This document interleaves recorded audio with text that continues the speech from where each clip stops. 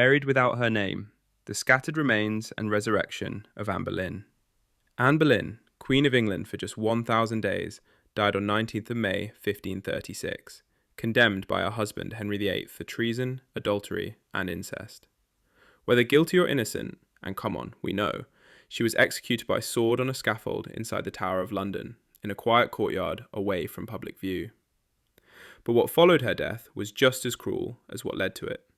Because Anne Boleyn, once crowned with St Edward's crown, once the mother of the future Queen Elizabeth I, was buried like rubbish. Her body, after the swift and elegant beheading by a French swordsman, was left lying on the straw-covered scaffold. No coffin had been provided, there was no state funeral, no procession, no mourning period. The crowd dispersed, the Queen's head was collected and placed beside her body, and then came the scramble.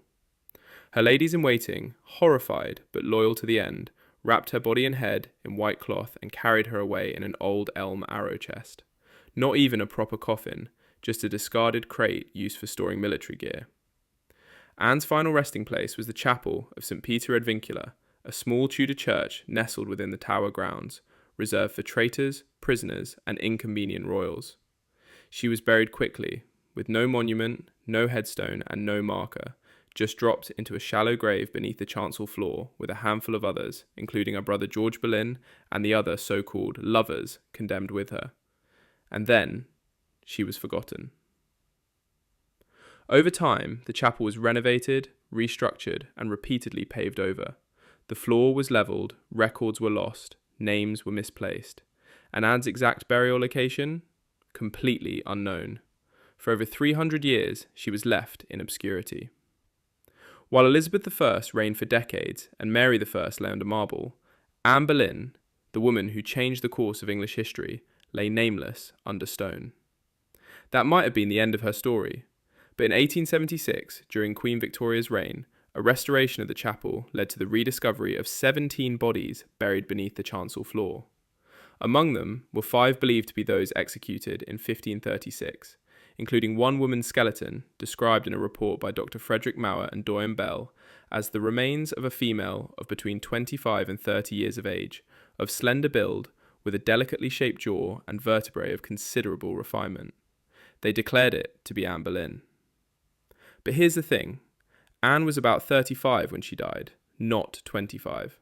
The team also had no idea where exactly anyone had been buried, and the records were a mess. Some historians believe they might have actually identified Catherine Howard, Henry's fifth wife, instead, or even one of the other women executed in the 1540s. So is the skeleton now beneath the Anne Boleyn marble tile really her? We don't know.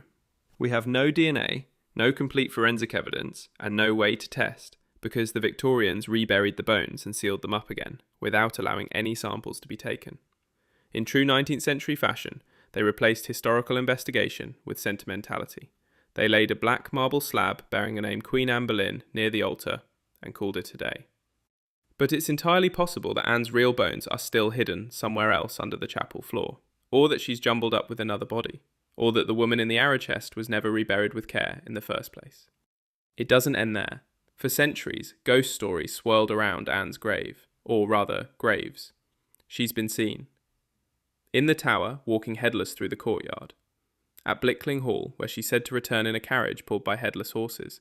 At Hever Castle, her childhood home, near the trees where she played. And even on the anniversary of her execution, wandering near the chapel door she was buried behind. Is it true? Who knows? But one thing is certain. Anne Boleyn never truly rested. Even in death, she was denied clarity, dignity, and peace. She became a myth, a martyr, a shadow that haunted every Tudor monarch who came after. Her daughter Elizabeth, though never publicly speaking of her mother, built a dynasty on the ashes of Anne's downfall. And yet, Anne's grave, if it even is hers, is one of the plainest of all the royals. A single slab, a single name, no statue, no cross, no crown, just Queen Anne Boleyn. Nothing more. It's quiet, almost reverent, but also suspiciously vague. Anne's legacy deserved better. In life, she was painted as a temptress, a witch, a homewrecker. In death, she was stripped of everything, even her physical identity. So if you visit the tower and step onto that smooth black slab, know this. You may not be standing on Anne at all, but you are standing on a lie. A lie crafted by Henry, cleaned up by the Victorians, and buried under centuries of royal discomfort. And Anne? She's still whispering beneath the stone, head and all.